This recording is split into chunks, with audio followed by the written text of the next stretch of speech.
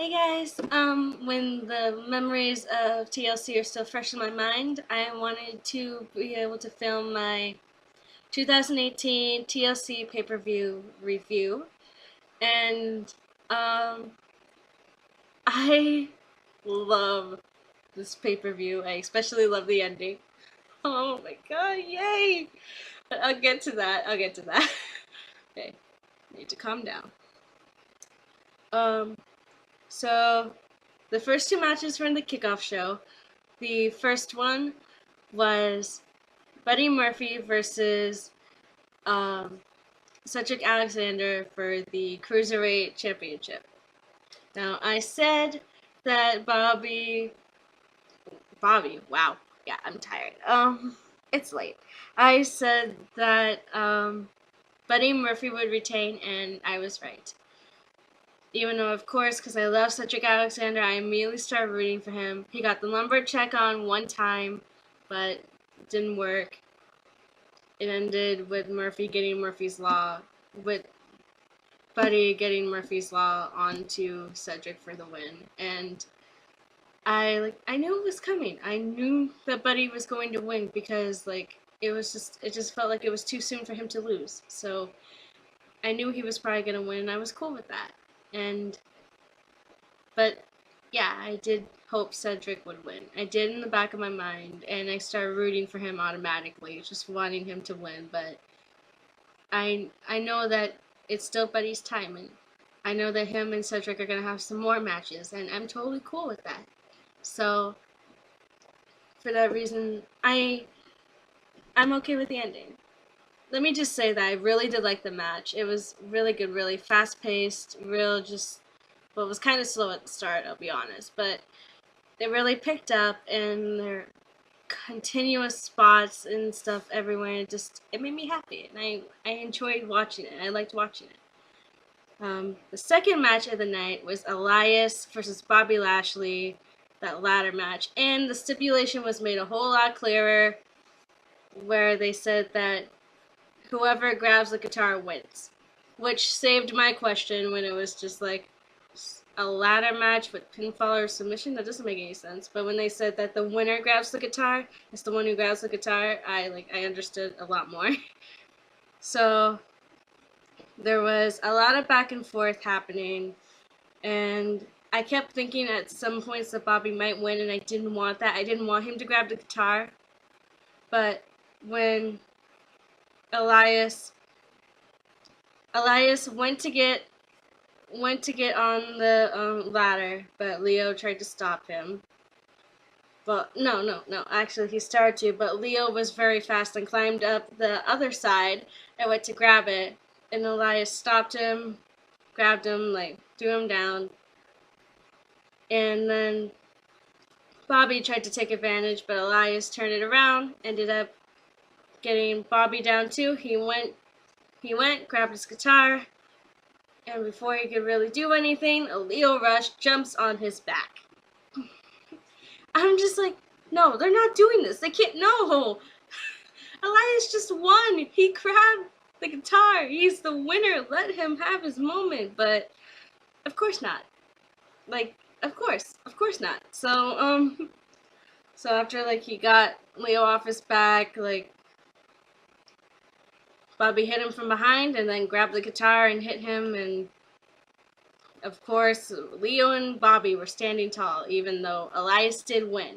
And I predicted Elias would win. I wanted Elias to win, and I'm very happy that he did. And, okay, that's all I can really say about that. I did think that the match was kind of slow at times, a lot of times, but I didn't mind it. I liked the match. I did. And so then my dad came, and we watched the official pay-per-view together.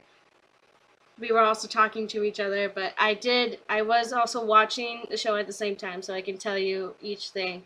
The next was Mitt's Match Challenge. Fabulous Truth versus Mahalisha. Um, I like,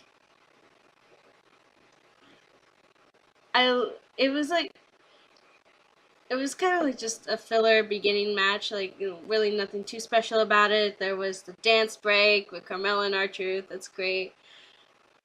I just kept wanting them to win, and I just kept watching this while talking to my dad at the same time, and still just wanting them to win. And then came to the point where Alicia, of course, was like, "I'm the captain." She has her hat on, and then R-Truth takes the hat, wears it, and then the official ending is Carmella to giving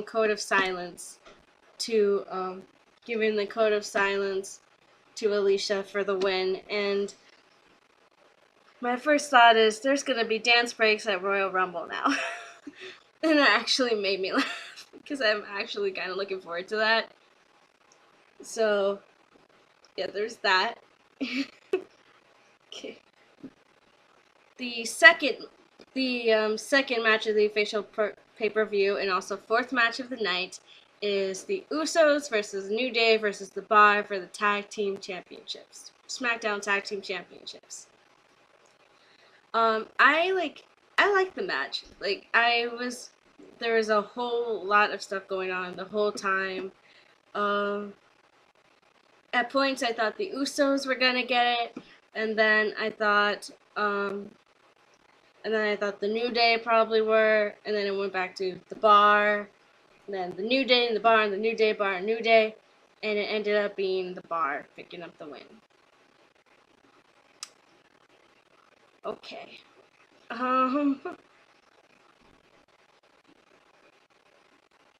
And I didn't mind. I didn't really care specifically. I knew The Bar were probably gonna retain. I know I said I predicted the Usos winning because I really did want them to, and I rooted for them the whole time, but I knew The Bar probably would. And I didn't mind too much about that. Like, it bugged me, but I was also like, it's what it is. The match as a whole was pretty good. Like, it was one of the faster matches of the night by far, but it still wasn't the match of the night. Oh man, I keep getting excited about that because I just want to talk about it, but it was the main event, so I'll talk about the main event when we get there. But okay. Anyway, the next match, the fifth match, was Baron Corbin versus Braun Strowman in the TLC match. Okay, I kept thinking Lars Sullivan was gonna show up. Dad was thinking so too. Kept saying Lars Sullivan's gonna come out, and I kept thinking either Lars Sullivan or Bray Wyatt. But instead, Braun did come out. He came out at the count of 7 or 8 or something, but his music played and he did come out. And he has his arm in the brace and all taped up and in the arm brace, but he came back, and I was so happy, and I was just cheering and so happy about it. And then he grabs the microphone and he's like, "You forgot TLC is no disqualification, which means I can have some help."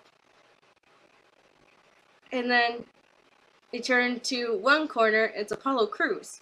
And I'm like, okay. Alright, sure. And then the other, it's Chad and Bobby Roode. And I'm like, oh, alright. So are they gonna surround the ring with people and then have Lars Sullivan or Bray Wyatt come out?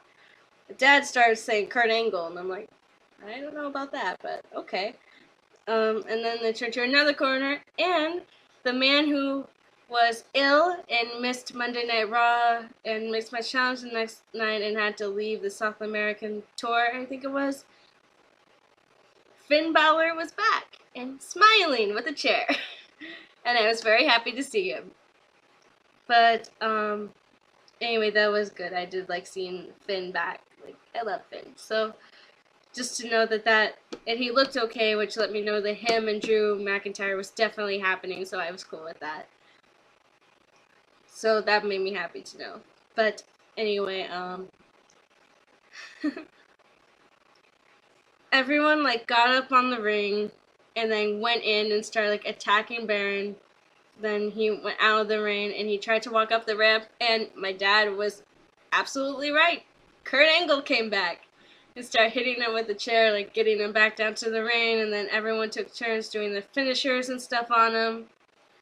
Like Bobby Roode and Chad did their thing, and then Finn Balor did the coup de grace off the top rope, and then when Baron was motionless, Braun like took his foot, put it on Baron's chest, and Heath Slater counted 1, 2, 3. And Baron is no longer general manager. Yay! I'm so happy about that. Oh, one thing I forgot to mention was Heath Slater, like, he took off the shirt and threw it at Baron, being like, I don't even care anymore. Like, I'm not with you now. And I love that. And then he put the shirt back on, like, kind of quickly because he needed to, like, do the count. And he was the one who pinned Baron to the mat, who, like, did the 3 count. And I am so happy. I am so ridiculously happy. Like, I really, really enjoyed that so much. Yeah, I really, really enjoyed that. And, I'm just gonna look down at this list that I had made for all the matches. Because, like, I just don't want to forget. I don't want to forget a match, like, that comes, and so I just want to know, like, make sure I'm not missing anything. Trying to remember the order, because I want to, I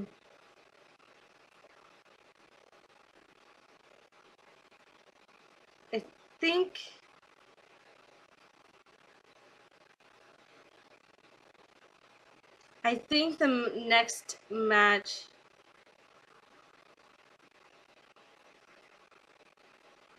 sorry, I'm drawing a blank, I'm very tired. I think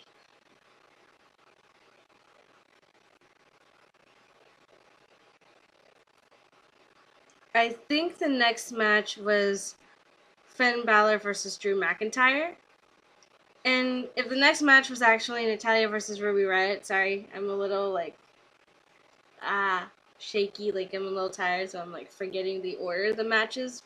I remember what happened with most of the matches, like, in the matches, but I forget the order. I think it was Finn Balor and Drew McIntyre next for match number 6. I hope I have that right. I might have that right. I hope so. I know it wasn't Ronda and Nia. At least I think it wasn't Ronda and Nia. No, it was Ronda and Nia.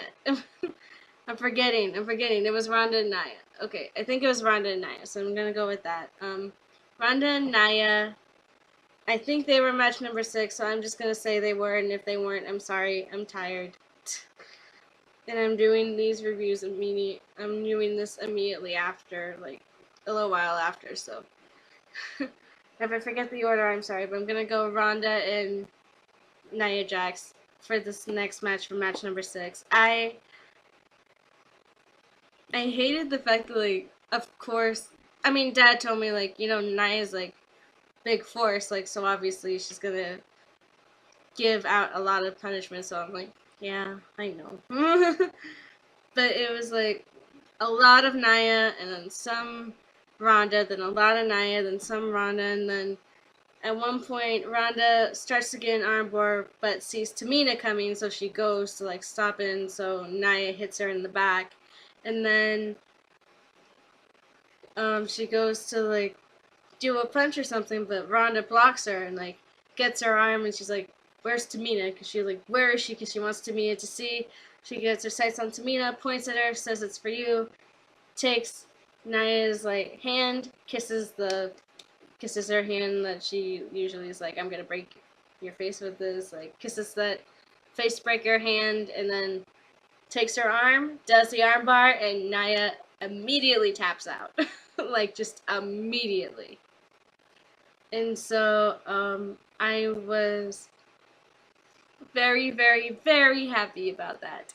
And I got very excited and started cheering for Ronda. Like, I knew Ronda was going to retain. Like, I I knew Ronda was going to retain. Like, I neglected to mention with the last match, I knew Braun Strowman was going to win.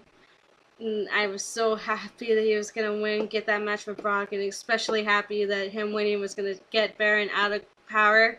I was so happy about that. I was even more happy, like, not more happy, but equally as happy about this, because I wanted Ronda to win. I wanted Ronda to retain. She doesn't need to lose yet. She shouldn't be losing yet. And so, luckily, she won, and I'm very happy about that. Happy that Tamina didn't ruin it for her. But I just, yeah, I'm happy Ronda won. Next, I think, was Finn Balor versus Drew McIntyre. Now, most of it was Drew McIntyre. Finn Balor got offensive at some points, but it was mainly Drew McIntyre until a headbutt on the outside nearly, or actually did knock out Finn for a bit. But then Drew was going to get some defense, or went to do something, but Dolph Ziggler, like, appeared out of nowhere and super kicked him. Like, got a chair, but, like, was met with a kick by Drew. Drew took the chair, like, threw Dolph in the ring, took the chair, and went in, and the ref was like, you can't do that, like, get rid of the chair, you don't bring the chair in here, you don't do that, and then, like, Drew was holding the chair up, and Finn just, like, went and drop kicked him in the face of the chair. Like, Drew went down, Finn went to the top rope, did the coup de grace, and got the win off of Drew, and I was so happy that I was right in my prediction of Finn Balor winning, because I wanted him to win. I've said in numerous videos, during numerous live reactions, that I'm not a fan of people winning due to outside interference, but in this case, I'm totally fine with it. Like, I'm just so happy that Finn won. Like, I'm so happy he won. That made my day. I was so happy about that. Yeah. So, next, I think this was match number 8. I think match number 8 happened to be Randy Orton versus Rey Mysterio. If I'm getting the order wrong, I'm sorry. Like, I don't know if I am or not. I hope I'm not, but I might be. I'm sorry about that, like, towards the ending with some of these matches. But I think the next match was Randy Orton versus Rey Mysterio. And, I was hoping Rey would win. And there's a lot of spots that Randy did. Like, one I remember the most. Like, I remember two, like, super clearly. Like, when he put the chair in, like, the turnbuckle, the ring, like, between the ropes, and, like, when Rey was on the top rope and, like, he ended up bending down and he, like, just whammed Rey's head into the chair. Like, I hated that. Or when Randy set up those chairs and went to do RKO, but onto the chairs in a row, but Rey reversed it and, like, ended up, like, kicking Randy and ended up, like, getting, I can't remember if it was a straight up pin or a roll up, but he got the victory over Randy Orton, and I was so happy.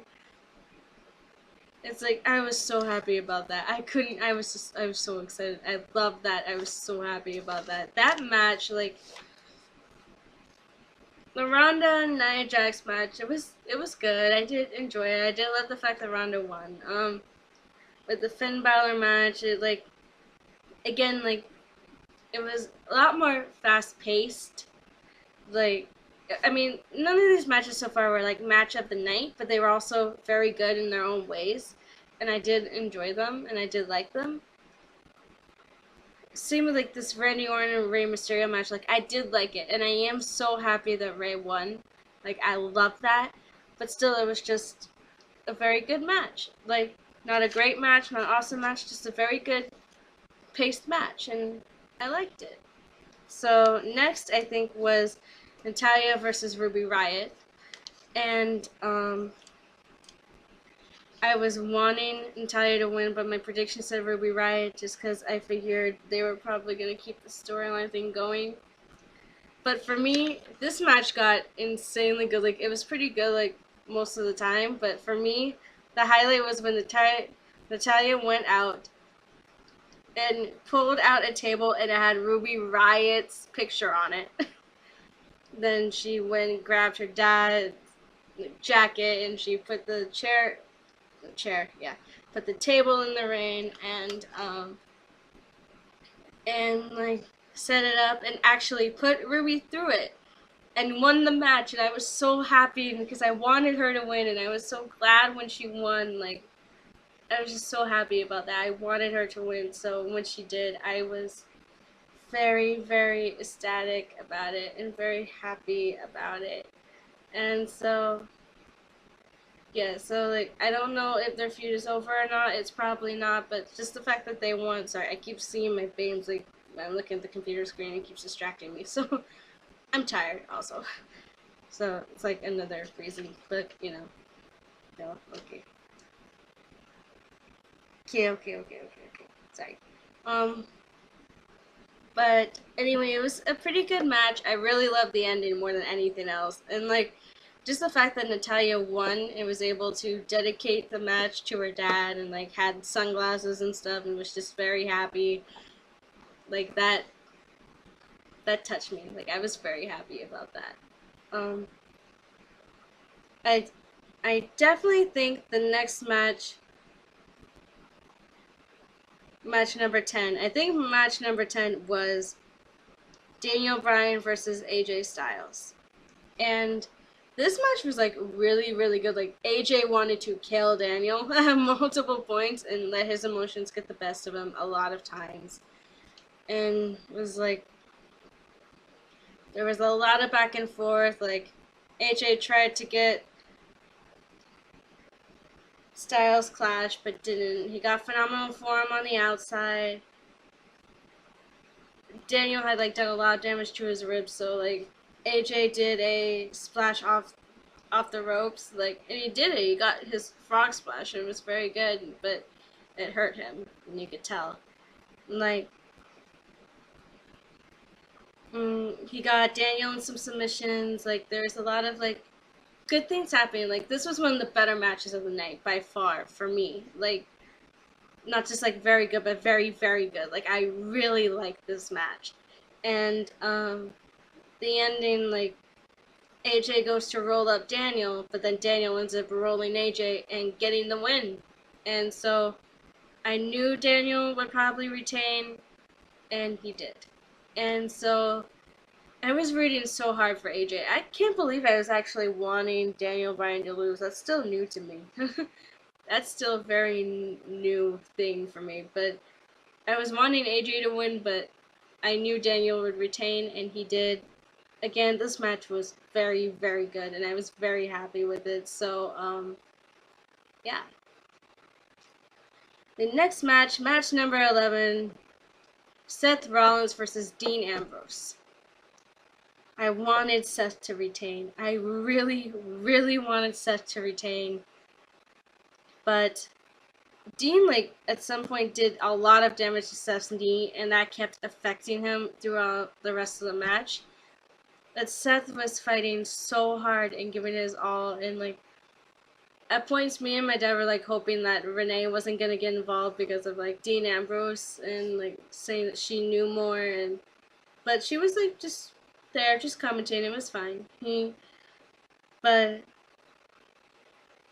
Dean ended up getting dirty deeds on Seth, and Seth he lost, and Dean is the new Intercontinental Champion.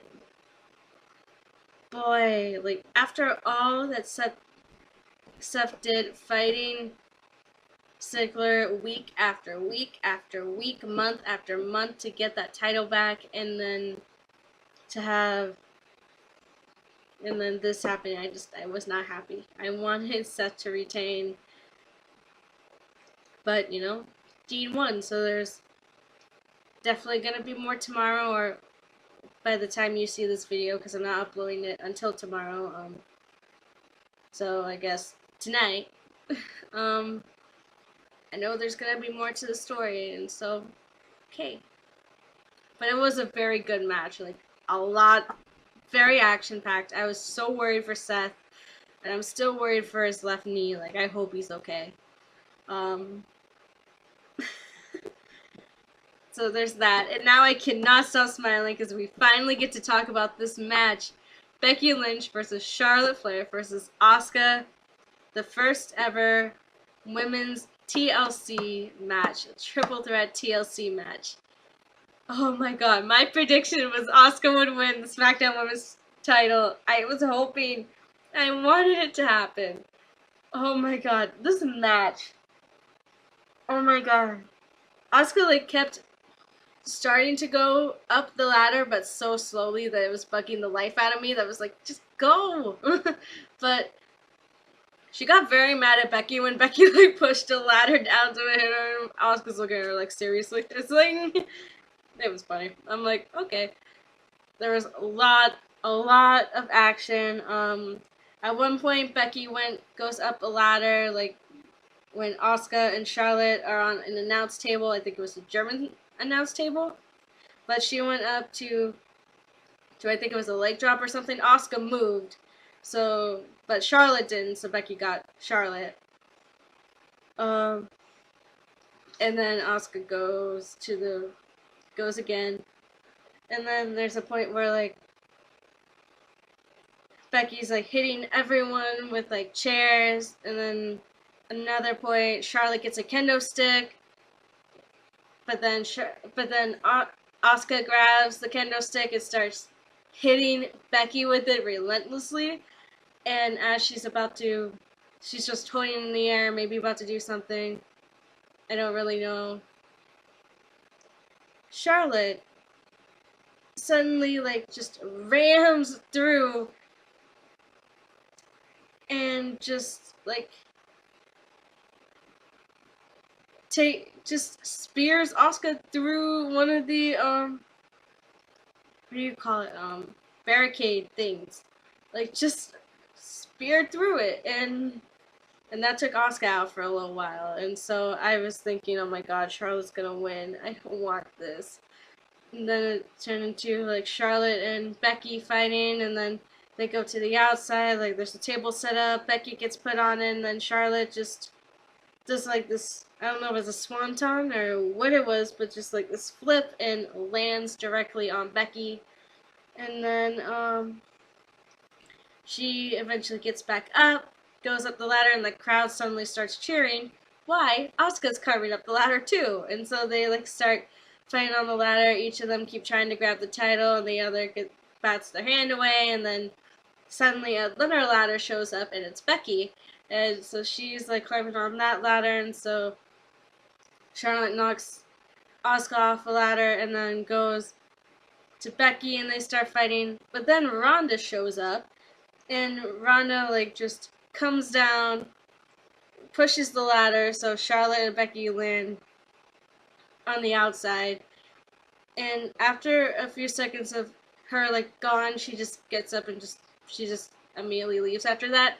Asuka gets up, starts climbing the ladder, and I'm automatically cheering because I know what's probably gonna happen. I'm so happy about it. She goes, grabs the title, and wins, and I am so happy. I can't.